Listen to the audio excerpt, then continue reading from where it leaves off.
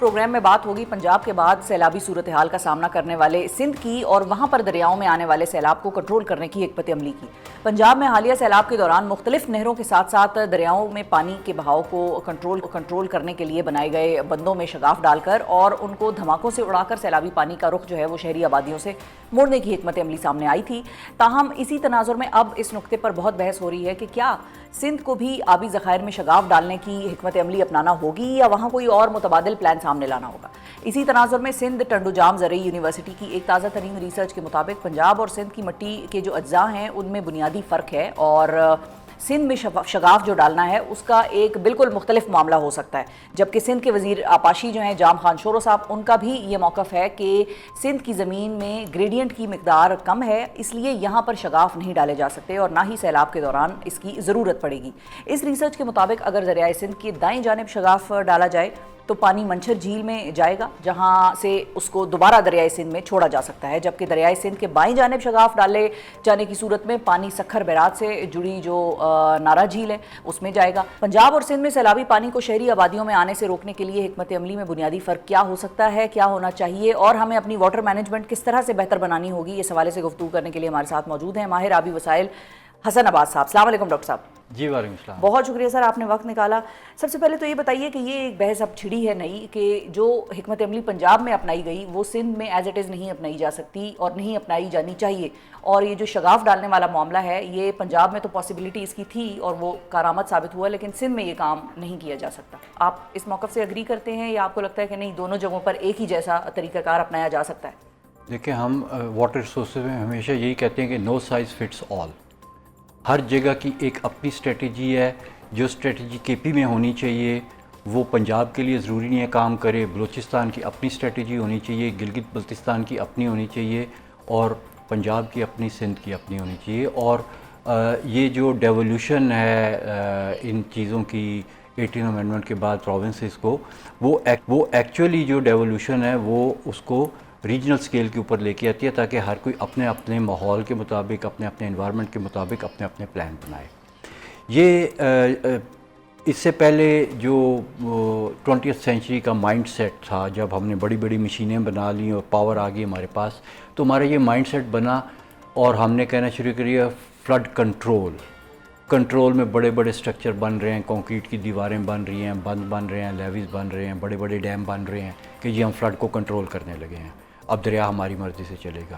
لیکن دریا نے سونر اور لیٹر ہر جگہ پہ بتایا کہ بھئی کبھی کبھی میری بھی مرضی چلے گی اور جب میری مرضی چلے گی تو پھر بہت ہی زیادہ چلے گی۔ تو اس لیے پیپل ریئلائزڈ اٹ اور پھر مائنڈ سیٹ چینج ہوا۔ اب یہ میں گلوبل مائنڈ کی بات کر رہا ہوں۔ ہاں، میں یہی پوچھنے والی تھی کہ ہیو وی ریئلائزڈ اٹ؟ ہاں دیکھیں، یہ گلوبل مائنڈ ہے اور گلوبل مائنڈ ہمیشہ جو ہوتا ہے وہ لیٹسٹ سائنٹیفک ریسرچ اور ہیومن ایکسپیرینس کے اوپر بیسڈ ہوتا ہے۔ تو پھر ہماری نیکسٹ اسٹریٹجی بنی فلڈ کنٹرول کی کہ ہم فلڈ کو کنٹرول کریں گے، فلڈ مینجمنٹ، کنٹرول سے ہم مینجمنٹ پہ آگے کہ ہم مینیج کریں گے، ہم کنٹرول نہیں کریں گے۔ تو ہمارا جو سسٹم ہے وہ مور اور لیس فلڈ مینجمنٹ والے مائنڈ سیٹ سے بھی باہر نہیں نکلا۔ اچھا، 1992 کے جب فلڈز آئے تو مجھے اس وقت I was a young engineer, recent graduate, تو مجھے ادھر جو ہے نا یہ ایکسپیرینس ہوا کہ یہ فلڈ مینجمنٹ کس طرح سے کی جا رہی ہے۔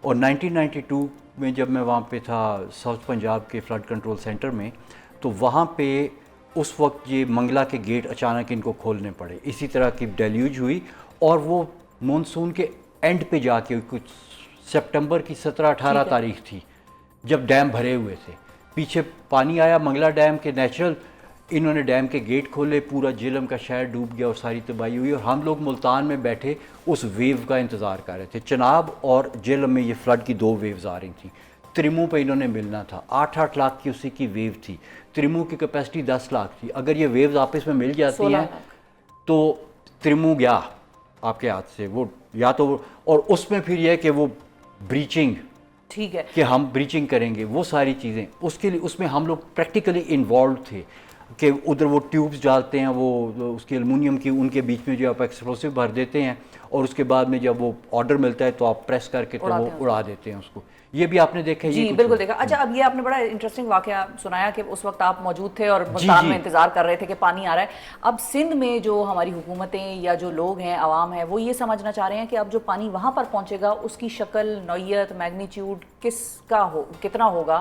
دیکھیے سندھ اس لحاظ سے خوش قسمت ہے کہ جب اوپر پہاڑوں میں بارش ہو کے یہ سیلاب نیچے جاتا ہے نا تو سندھ کو وارننگ ٹائم کافی مل جاتا ہے. سندھ کو 2022 کے سیلاب میں اتنا وارننگ ٹائم اس لیے نہیں ملا تھا کیونکہ وہ سندھ کے اوپر بارش ہوئی تھی اور رود کوئیوں کے سیلاب تھے اور وہ فلیش فلڈنگ تھی جہاں پہ ہماری مانیٹرنگ بہت زیادہ نہیں ہوتی. وہ اچانک دریا میں جب پانی آیا تو ہمیں پتہ چلا اور سندھ میں مطلب ہے کہ وہ اس وقت وہ ڈوب گئے. اسی طرح سے جو 2010 کے فلڈز تھے اس میں بھی سندھ جو ہے it was not well prepared کیونکہ وہ فلڈ بھی اچانک وہ سارے یہ دریائے سندھ والی سائڈ سے آئے تھے اور اس میں بھی جو ہے وہ والیوم بہت زیادہ تھا.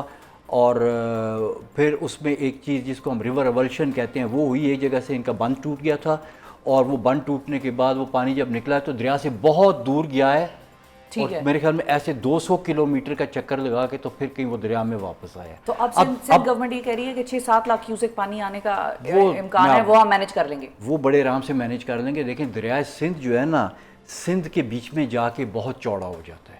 یہ نیچرل اس کا ہے. وہ کئی جگہوں سے 50 کلومیٹر تک بھی چوڑا ہے. نہیں that is not a concern that is a blessing کہ دریا کا اپنا بیڈ جو ہے وہ اتنا چوڑا ہے اور اس کے بیچ میں جو فلڈ مینجمنٹ انہوں نے کرنی ہے اس کے لیے وہ تیار ہیں. ایک تو پہلی چیز تو یہ کہ سندھ کے پاس اس وقت 2-3 ایڈوانٹیج ہے. ارلی وارننگ ان کو پہلے سے پتہ چل گئی جی اوپر سے سیلاب آ رہا ہے. ٹھیک ہے. یہ راوی والوں کو نہیں پتہ چلا. ان کو اس وقت پتہ چلا جب راوی کے بیچ میں پانی تھا تو اس وقت ان کو پتہ چلا. یہ بات سندھ کے ساتھ نہیں ہے.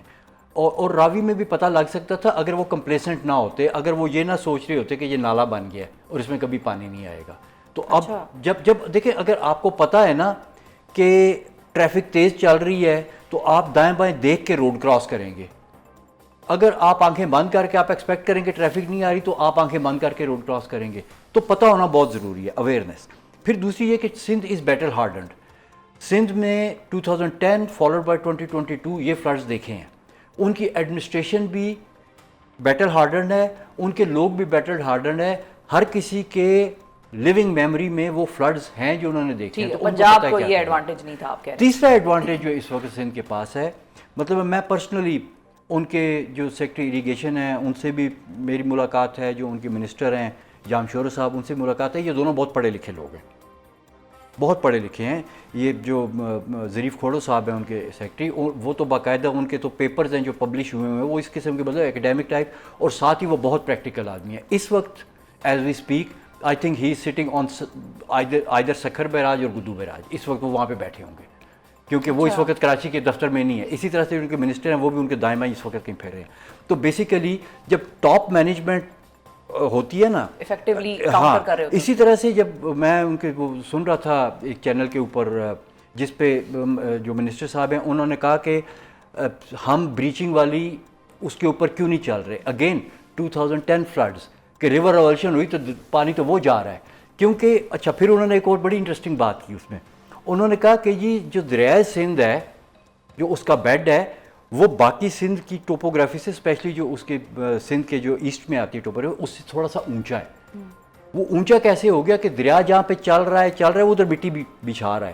تو کرتے کرتے مطلب آن دا ریجنل اسکیل دریا کا بیڈ اوپر جا رہا ہے کیونکہ اس کے بیچ میں مٹی بیٹھتی ہے تو وہ ایک رج کے اوپر چل رہا ہے.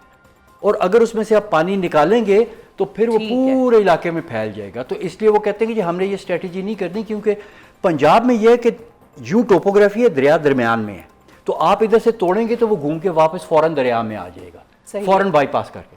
لیکن سندھ کے کیس میں وہ پتہ نہیں کدھر کتنے شہروں سے گزرتے وہ کتنے میل کا بائی پاس کر کے پھر کہیں جا کے جو ڈیلٹا میں پہنچے گا یا دریا کے بیچ میں آئے گا. تو اس لیے وہ یہ بات بالکل ٹھیک کر رہے ہیں. اور آئی ایم سو گلیڈ کہ پاکستان میں اس وقت ایٹ لیسٹ سندھ میں یہ انڈرسٹینڈنگ ہے ایٹ دی ہائیسٹ لیول. ٹھیک ہے کہ how to manage it and I think they will do well.